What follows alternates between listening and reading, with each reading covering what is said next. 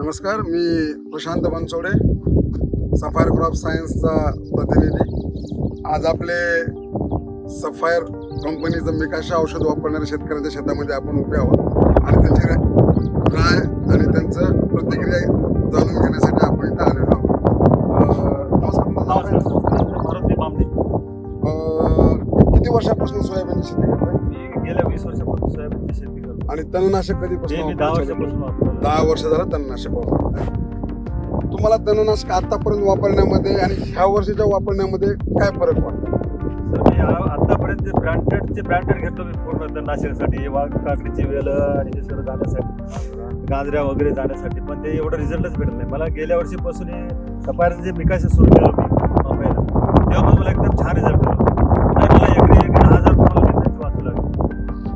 मामाचं असं बोलणं आहे की मागच्या वर्षीपर्यंत जे त्यांचे मेन गवत होते ते कोणत्याच तणनाशकानं मरत नव्हते, पण त्यांनी उडीद आणि सोयाबीनवर जेव्हा मिकाशा वापरलं तर सगळ्यात अवघड असलेलं हे जे गवत आहे, काकडीचा वेली पसरणारं जे गवत आहे ते, आणि जे नवीन उदयास आलेलं 2 वर्षापासून पांढऱ्या फुलाचं जे रुंद पानाचे गवत आहेत त्याच्यावर खूप सुंदर त्यांना रिझल्ट मिळालेला आहे.